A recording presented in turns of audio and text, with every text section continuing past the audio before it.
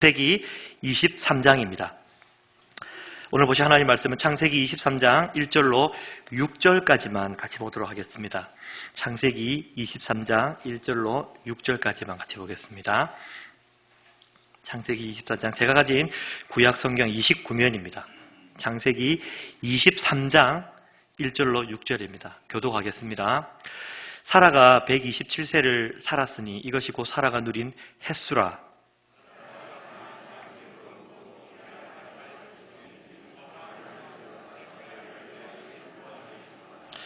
그 시신 앞에서 일어나 나가서 헷 족속에게 말하여 이르되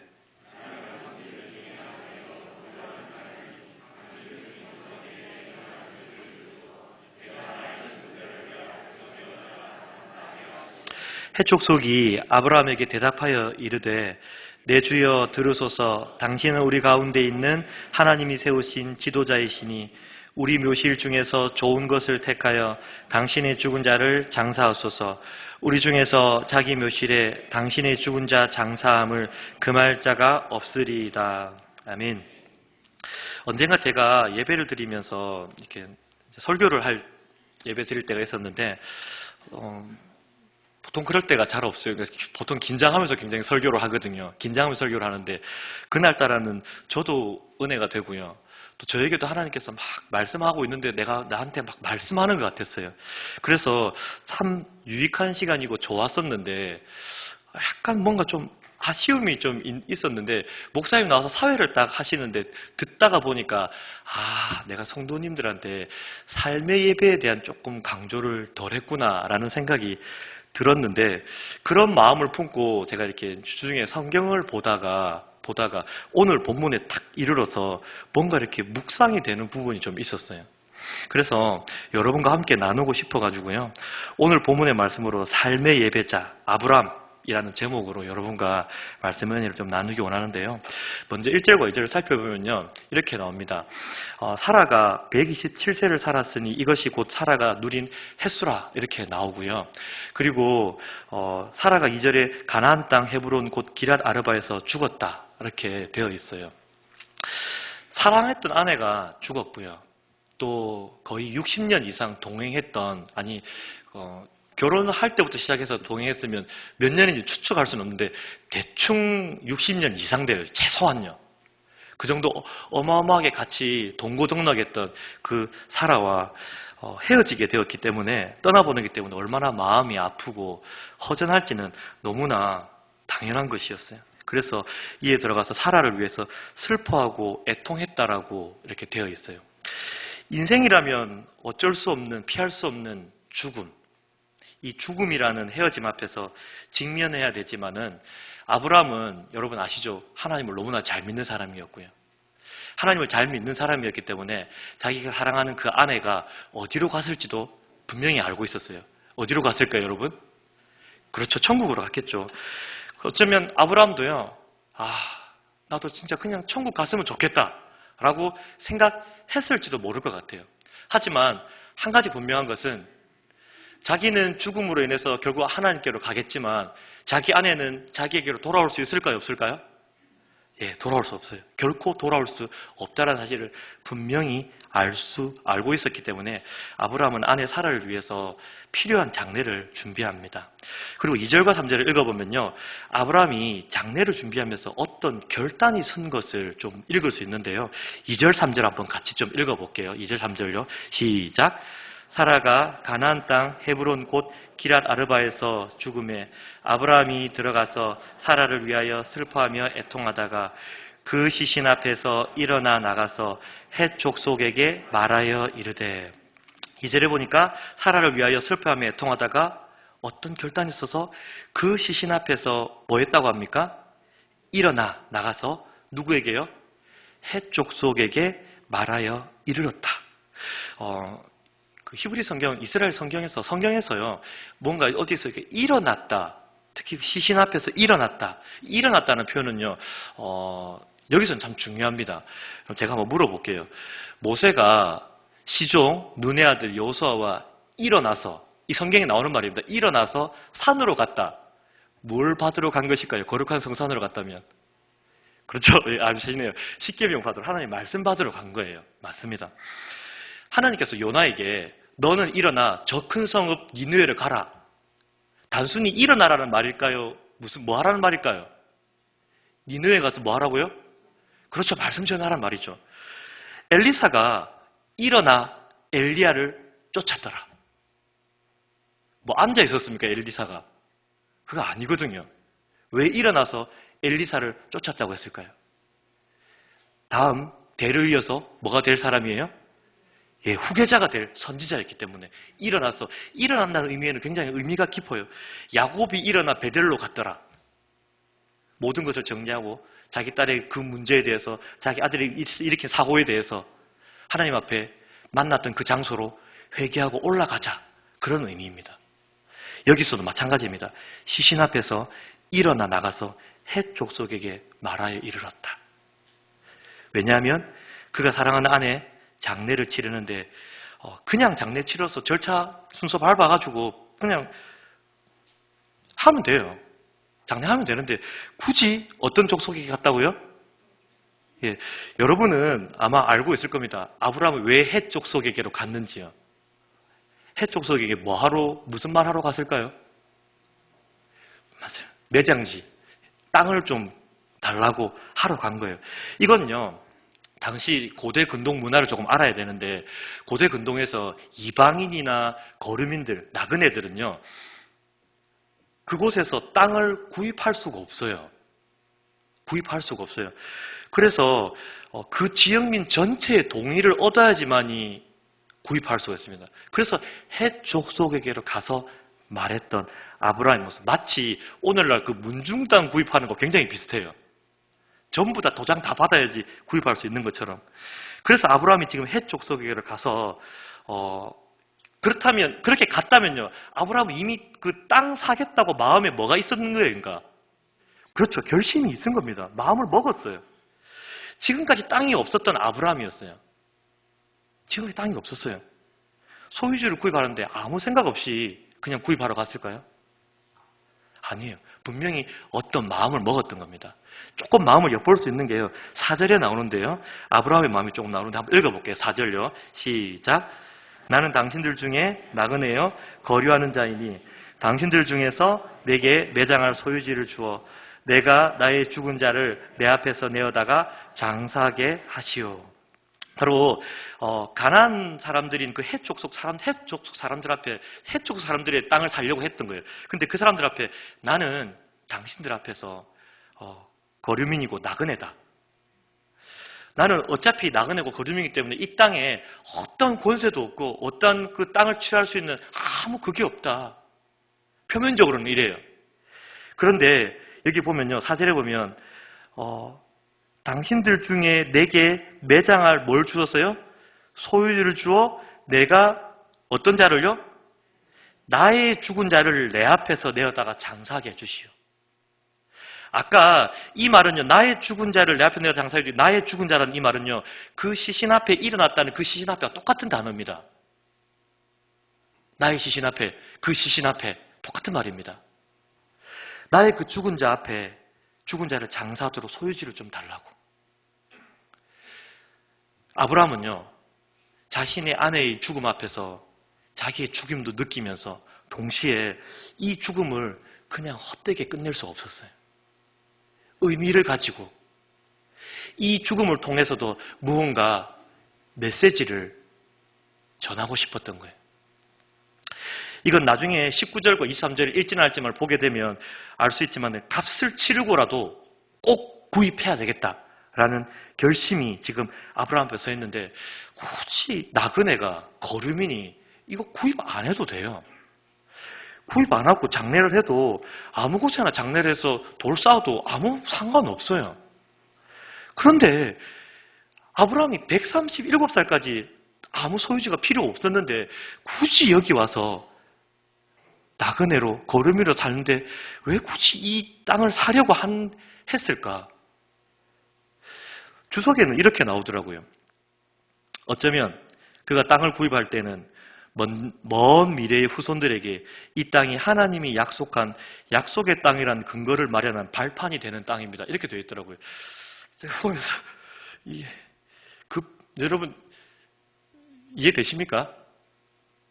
근데 조금 저는 근거가 희박하다는 생각이 들어요. 왜 그러냐면 나중에 여호수아가 직접 그냥 전쟁해가지고 뭐 이렇게 무덤 아니더라도 하나님 주신 땅 그러면 전쟁을 이겨서 차지하면 끝이잖아요. 뭐 굳이 무덤이 있어야지 그 땅을 차지하고 그럴 필요는 없을 것 같은데 굳이 이 땅을 구입하려고 하는 것 바로 이 발판을 통해서 이 무덤을 통해서 사라의 죽음 앞에서 자기가 이제 늙는다는 것을 나도 언젠가는 뭐 한다는 것을 깨달은 거예요? 죽는다는 거예요. 여러분 아브라함이 받은 약속이 참 큽니다. 너는 본토 친척 아비 집을 떠나서 내가 내게 지시할 땅으로 가라. 지시할 땅을 주겠다. 큰 민족 뭐 하겠다고 했습니까? 이루겠다.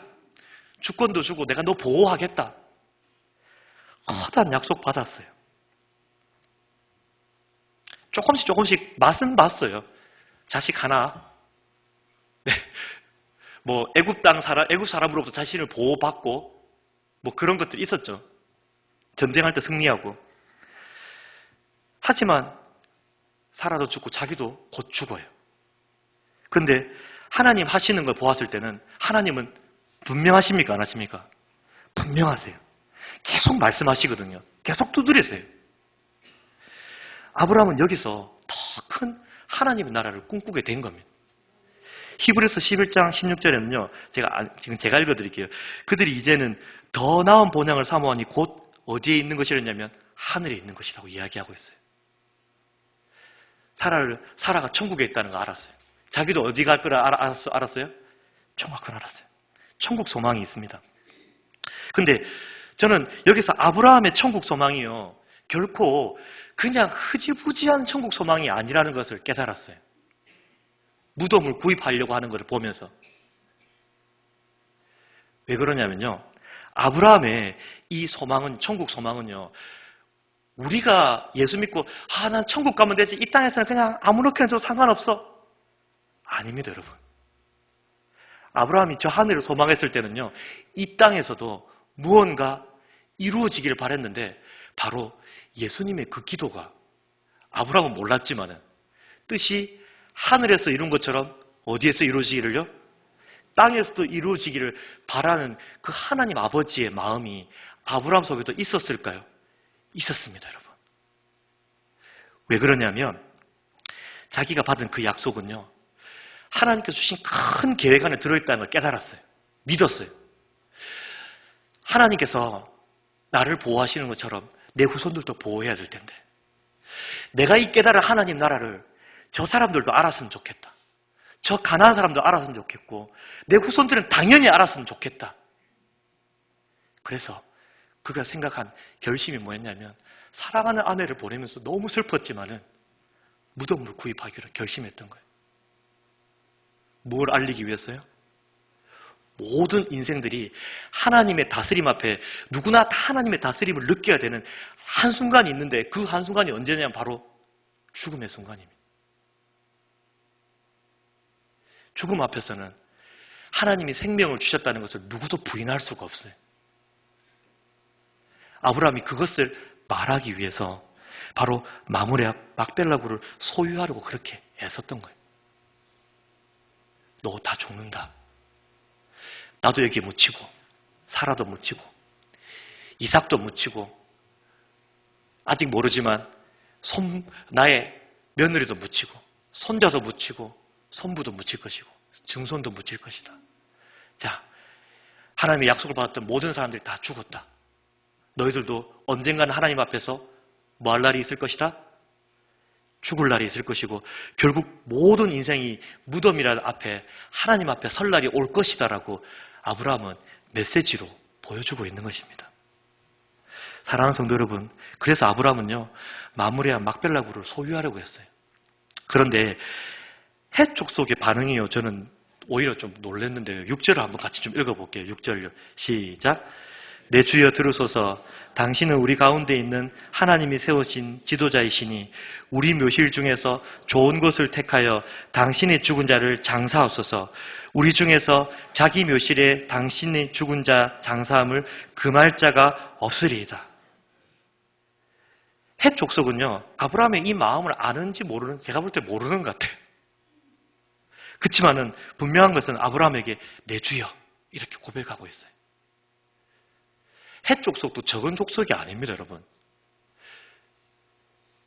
자기 남편도 있고요, 자기 가족도 있고요, 자기 아버지도 있고요, 자기 족장들도 있습니다. 얼마든지 주인이라고 주여라고 부를 사람이 있음에도 불구하고 아브라함에게 내 주여라고 이야기하고 있어요.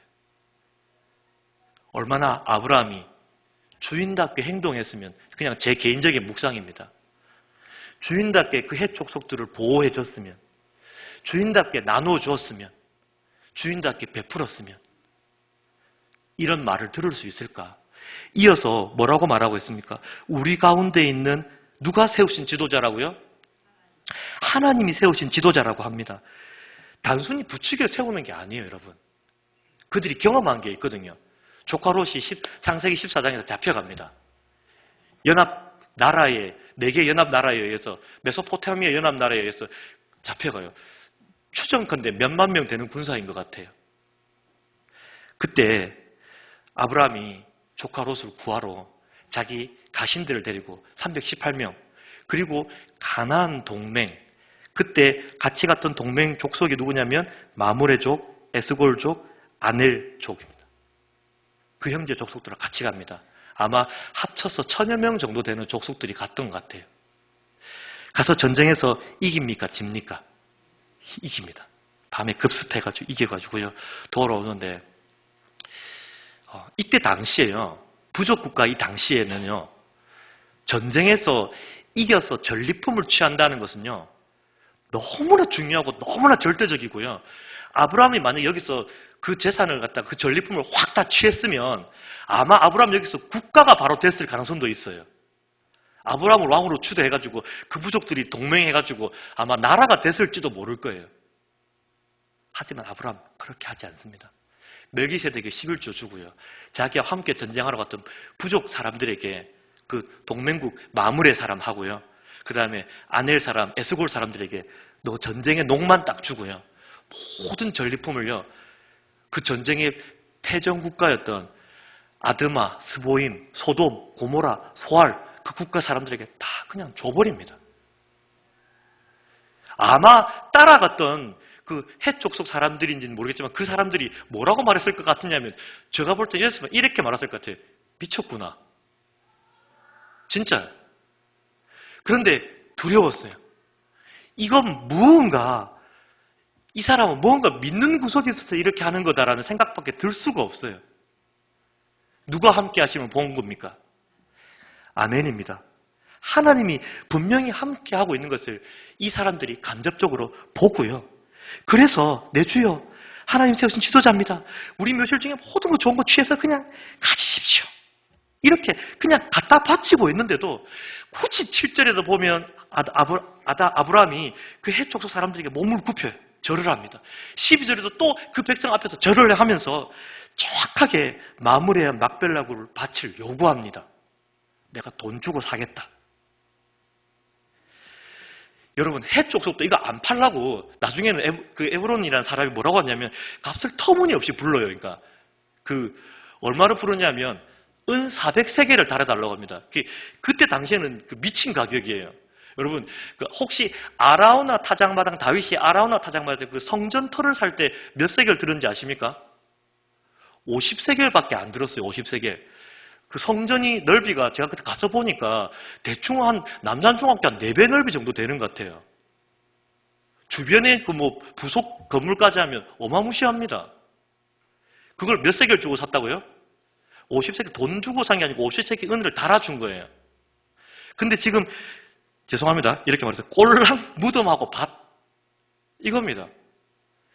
아마 헷 족속 사람들이 안 팔려고 그랬던 것 같아요. 그냥 가지세요. 한 건데 400세겔을 다 달아서 줍니다. 또 아브라함이 지금 제가 죄송합니다. 미친 짓을 하고 있는 거예요. 왜 이렇게 했을까요? 아브라함은 왜 이렇게 이걸 달아주는 걸까요? 제가 아무리 묵상해도 이건 이해가 안 되는 거니까요. 12장부터 쭉 읽어보니까 그때는 분명하지 않았어요. 모래 상수리 나무, 세겜 땅에 있는 모래 상수리 나무 근처 같은데 아래에서 도착했을 때 12장에 도착할 바로 그때 하나님께서 약속을 보여주시면서 이 땅을 너에게 주겠다. 14장에 조카롯 뺏기고 나서요. 13장에 그 조카롯과 이렇게 헤어지고 나서요. 아브라함이 마음이 너무 아팠어요. 근데 하나님께서 차작 나타나셔가지고 동과 서를 보라. 그 땅을 네가 밟아라. 밟는 모든 땅을 너에게 뭐 하겠다? 조금 더 구체적이 됐죠. 그때 아브라함이 분명하게 마물의 상술의 나무 아래 거주했다고 했어요. 그리고 제단을 쌓아서 하나님께 예배를 드렸어요. 그리고 아까도 이야기했지만 14장에 조카로 뺏기고 나서 15장에 또 마물의 상술의 나무 아래 거주할 때 그때 아브라함이 두려워서 벌벌벌 떨고 있는데 내가 너의 큰 상급이고 너의 큰 방패다. 걱정하지 마라. 하나님 저에게 자식이 없지 않습니까? 그냥 내 종 엘리에셀이 그냥 당신에게 유업받기 원합니다. 아니다. 저 하늘의 별을 보라. 마물의 상술이 나무 아래에서 하늘의 별을 하나님께 보여줍니다. 하나님 그럼 땅은요? 그때 하나님께서 쪼갱고개 사이로 횃불이 지나가는 약속을 보여줘요. 그러면서 무슨 예언을 더 구체적으로 받느냐면 430년 뒤에 큰 민족을 이루어서 아직 이 땅에 악이 관영하지 않기 때문에 돌아올 것인데 네 민족이 400년 뒤쯤에 돌아와서 이 땅을 다 차지할 것이다라는 약속을 구체적으로 들어요. 18장에도요. 똑같이 또 나옵니다. 17장쯤에 가면 이렇게 나와요. 하나님, 저 하가를 취해서 이스마엘 낳았지만 하나님, 저 자식 어떻게 되죠? 네 자식이 있을 거야. 그냥 이스마엘이나 좀 하나님 앞에서 서기를 원합니다. 아니다. 분명히 예언합니다. 이삭을 줄 것이다. 딱 정확히 이름을 거론하면서 이삭을 줄 것이라고 이야기합니다. 이삭을요. 그때 아브라함이 하나님 비웃어요. 17장에서. 그런데 18장에 마물의 상수리 나무 아래에서 마물에 있습니다. 마물에서 세 명이 다가옵니다. 하나님의 사람을 직감한 그 아브라함이 그때 받는 예언이 뭐냐면 1년 뒤에 누가요? 사라가 아기가 있을 것이다. 약속을 받아요. 사랑하는 성도 여러분, 아브라함은 오늘 밭을 산 게 아니고 굴을 산 게 아닙니다. 아브라함은 아마 몇천 세겔이라고 했었어도 그냥 달아줬을 거예요. 아브라함이 구입했던 것은 하나님의 약속을 구입한 거예요. 아브라함이 구입하고자 했던 것은 바로 하나님이 자기에게 약속했던 그 구체적인 약속들을 조금씩 아브라함은 하나님 나라를 구입했고요. 미래를 구입했던 것입니다. 사랑하는 성도 여러분, 우리도 이렇게 아브라함처럼요. 성숙한 신앙으로 자라가기를 축복합니다. 물론 아직 우리 보면요. 우리가 어떻게 아브라함처럼 자랄 수 있겠습니까? 언제 아브라함처럼 되겠어요? 하지만요. 여러분 지금 자리 힘든 곳 있죠? 어려운 곳, 아픈 곳, 또 막 잘 안 되는 거 있잖아요. 기도하고 있는 기도 제목들이 있잖아요. 그곳으로 하나님께서 여러분 보내신 줄로 믿으시길 축복합니다. 바로 그곳이, 그 부르신 그곳이요. 하나님이 바로 부르신 곳입니다. 물론 그 부르신 게 너무 힘들어서 너무 속상해서 때로는요. 우리가 하나님 저희가 안 할래요 하면서 집어 던지고 있잖아요. 죄 짓기도 해요. 여러분 아브라함도 똑같이 그랬어요. 12장에 땅 주겠다 했을 때 점점 더 남방으로 내려갔다 애굽에 가가지고 거짓말해요. 13장에서 조카 롯과 헤어지고 나서 약속받고 그 다음에 15장 뒤에서 나중에 사가 그만 그냥 그 하갈 취해가지고 이스마엘 낳아버려요. 18장에서는요 안 그런 점이 이삭 낳겠다 분명히 이야기했는데 20장에서 금방 또 아비멜렉이 또 그냥 자기 아내 또 뭐라고 속이는지 누이라고 또 속입니다. 그때 어려울 때마다 아브라함 그때 항상 다 넘어져요. 판판이 다 넘어집니다. 약속 받았는데도 넘어졌어요, 여러분. 그런데 넘어지고 나서요. 아브라함은 하나님께 돌아왔어요, 안 돌아왔어요? 또 돌아왔어요. 하나님, 그 삶의 자리에서 다시 또 제단을 쌓았던 거예요. 12장에 제단을 쌓고 13장에 제단을 쌓고 15장에 또 그 쪼갠 고기 만들고 18장에 또 제단을 쌓고요. 나중에는요. 자기 자식까지 제단으로 삼아서 하나님께 예배를 드립니다. 사랑하는 성도 여러분, 여러분 힘든 그 자리가 여러분 예배의 자리가 되기를 축복합니다. 처음부터 아브라함처럼 살 수 절대로 없습니다.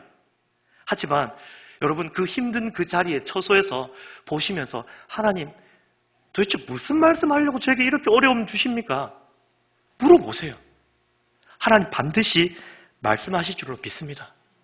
또 말씀하시면 그 말씀 붙들고 여러분 넘어져도 괜찮아요. 하지만 그 붙들고 막 살려고 순종하려고 애써 보십시오. 하나님께서 여러분을 결국에는 언젠가는 삶의 예배자인 그 아브라함처럼 바꿔가실 날이 올 줄로 믿으시기를 주님의 이름으로 축복합니다. 그래서 제가 오늘 찬양을 하나 준비했는데요. 부르신 곳에서 나는 예배하네. 어떤 상황에서도 나는 예배하네. 내가 걸어갈 때 그곳이 하나님 내게 길이 되게 해주십시오. 내가 살아갈 때 그것이 진짜 삶이라고 말할 수 있도록 하나님 도와주십시오라고. 여러분 이 고백 좀 담아서 같이 좀 기도하고 찬양하고 나갔으면 좋겠습니다. 우리 같이 이 시간 이 찬양 하나님께 고백하며 나가겠습니다.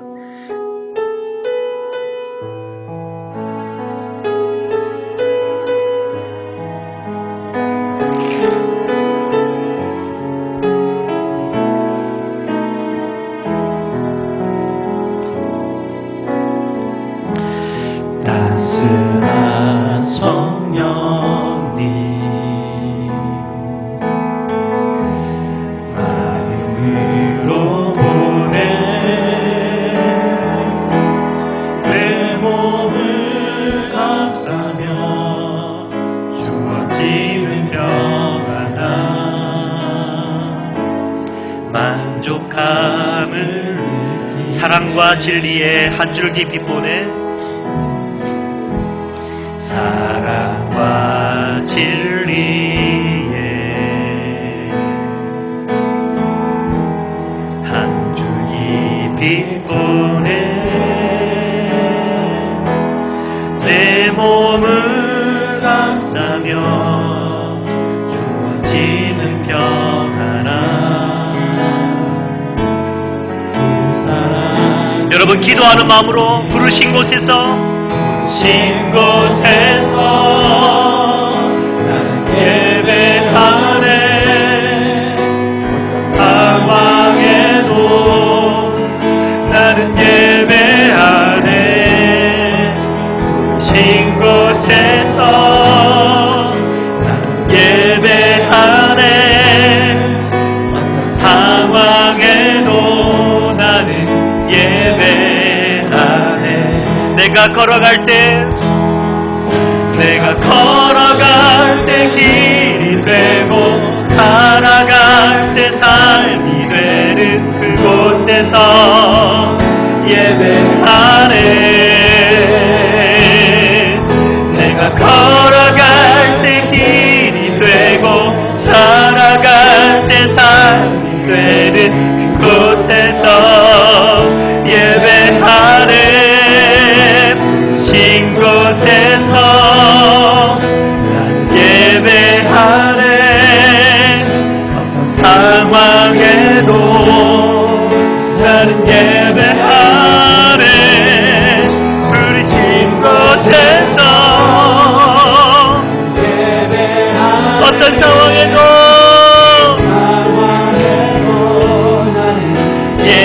우리 한 번 더 선포합니다. 내가 걸어갈